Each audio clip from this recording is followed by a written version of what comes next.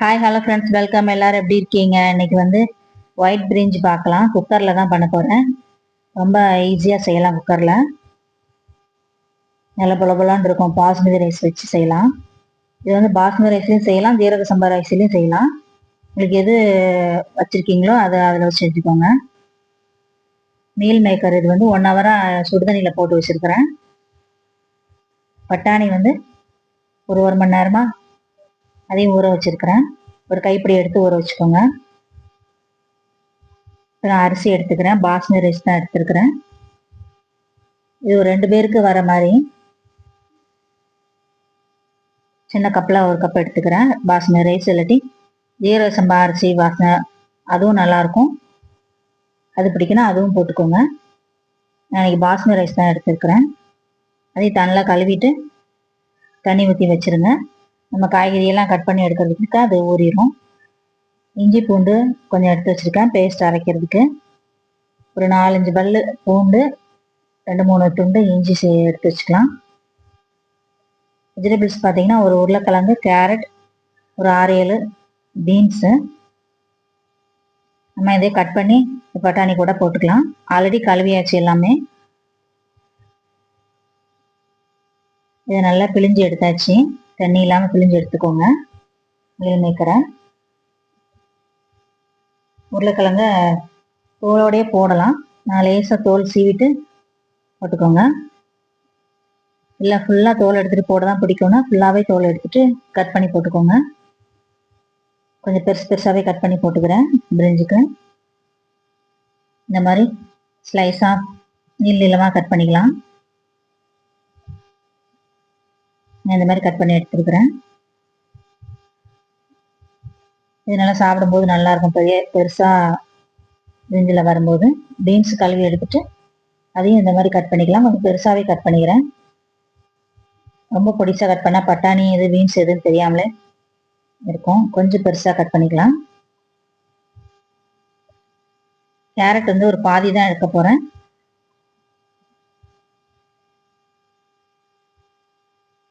அதையும் கொஞ்சம் பெருசாக கட் பண்ணி போட்டுக்கலாம்.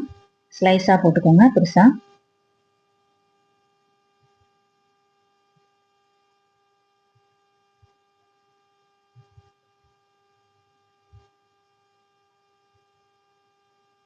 அவ்வளோதான், கட் பண்ணி வச்சு இருக்கட்டும். இது தனியாக ஒரு கப்பில் எடுத்து வச்சிடலாம். ரொம்ப நேரம் தண்ணியில் போட வேண்டாம்.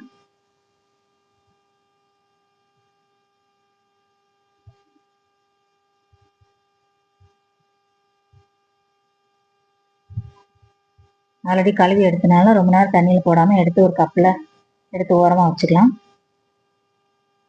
இப்போ இதுக்கு ஒரு ஆனியன், ஒரு 2 பச்சை மிளகா, ஒரு தக்காளி எடுத்துக்கலாம். ஒயிட் பிரிஞ்சி தான், மிளகாத்தூள்லாம் போட போகிறதில்ல. ஸோ ஒரு 2 பச்சை மிளகா நல்லா கீறி வச்சுக்கலாம். ஆனியன் இந்த மாதிரி நீட்டாக கட் பண்ணி எடுத்துக்கலாம்.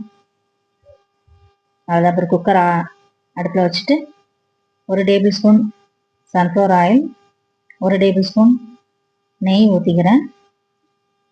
நல்லா வாசனையாக இருக்கும். இதுக்கு ஸ்பைசஸ் ஆட் பண்ணிக்கலாம்.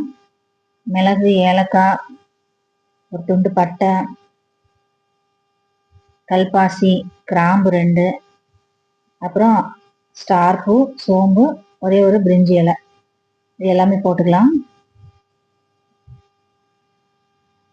கொஞ்சம் வதங்கின அப்புறம் ஆனியன் சேர்த்துக்கோங்க.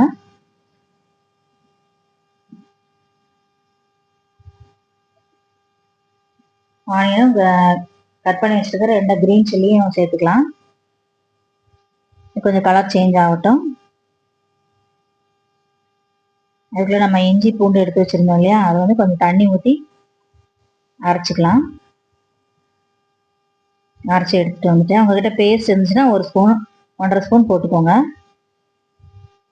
பேஸ்ட் என்கிட்ட இல்லை, நான் அரைச்சிக்கிறேன் லைட்டாக.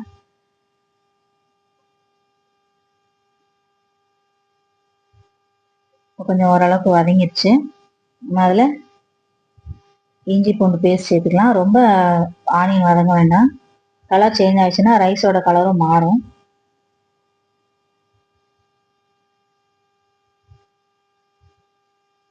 ஒயிட்டாக பண்ணுறதுனால கொஞ்சமாக கருக வதக்க வேண்டாம். இருக்கட்டும். இது கொஞ்சம் வதங்கினதுக்கு அப்புறம் ஒரு கைப்பிடி புதினா எடுத்து வச்சிருக்கேன், கழுவி எடுத்து. புதினாவே இதோட சேர்த்துக்கலாம்.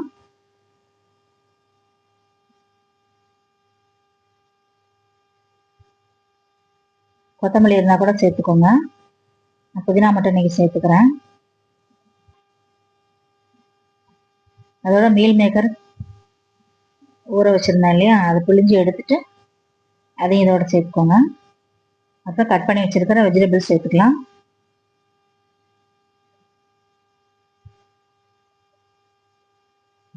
நல்லா ஆயில நல்லா பரட்டி விடுங்க. ஆயில லேசா ஒரு நிமிஷம் அப்படியே பரட்டி விட்டுட்டு அதுக்கப்புறம் தக்காளி சேர்த்துக்கலாம். ஒயிட் பிரிஞ்சினால கடைசியாக தக்காளி சேர்க்குறேன். நார்மல் பிரிஞ்சினா ஃபர்ஸ்ட் ஆனியன் வதக்கி இஞ்சி பூண்டு வதங்கினதுக்கு அப்புறமே தக்காளி சேர்த்து வதக்கலாம். ஒயிட் பிரிஞ்சினால லாஸ்ட்டாக தக்காளி சேர்த்துட்டு உப்பு சேர்த்து மிக்ஸ் பண்ணிக்கலாம்.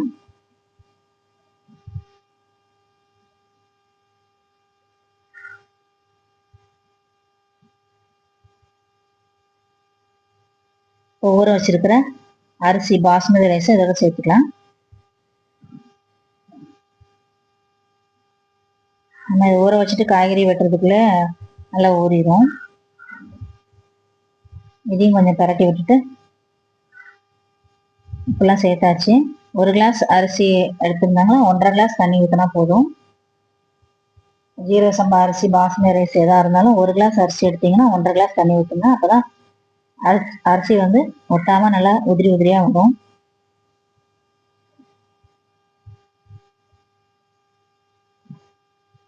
ஒன்றரை கிளாஸ் தண்ணி ஊற்றிட்டு மிக்ஸ் பண்ணி மூடி வச்சிடலாம்.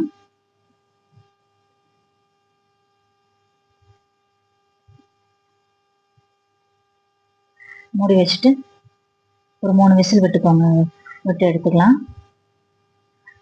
இது கொஞ்சம் தயிர் பண்ணியிருக்கேன், கொஞ்சம் தண்ணியாக இருக்குன்னு ஃபில்டரில் போட்டிருக்கேன். கொஞ்சம் தண்ணி ஃபில்டர் ஆனதுக்கப்புறம் எடுத்து ஆனியன் கட் பண்ணி போட்டுக்கலாம். அதோட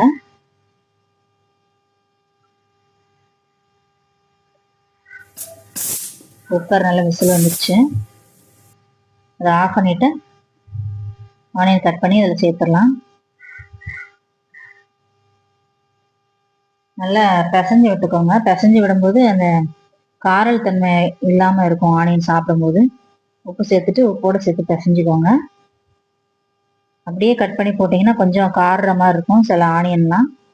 இப்படி காரல் தன்மை இல்லாமல் இருக்கும்னா கொஞ்சம் இது நல்லா பிசைஞ்சு உதுத்து விட்டுட்டு சேர்த்துக்கோங்க.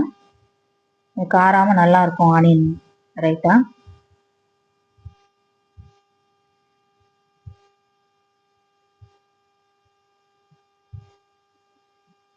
இதுதான் ரெடி ஆயிடுச்சு.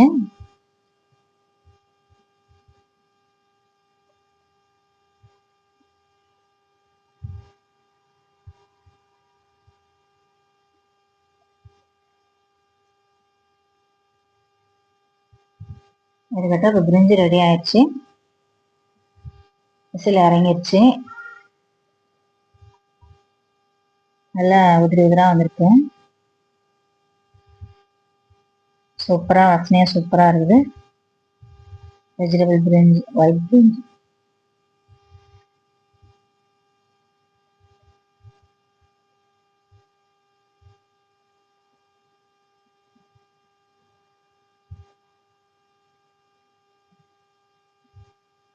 ஓகே ஃப்ரெண்ட்ஸ், நீங்களும் அந்த மாதிரி செஞ்சு சாப்பிட்டு பார்த்துட்டு எப்படி இருக்குன்னு சொல்லுங்கள்.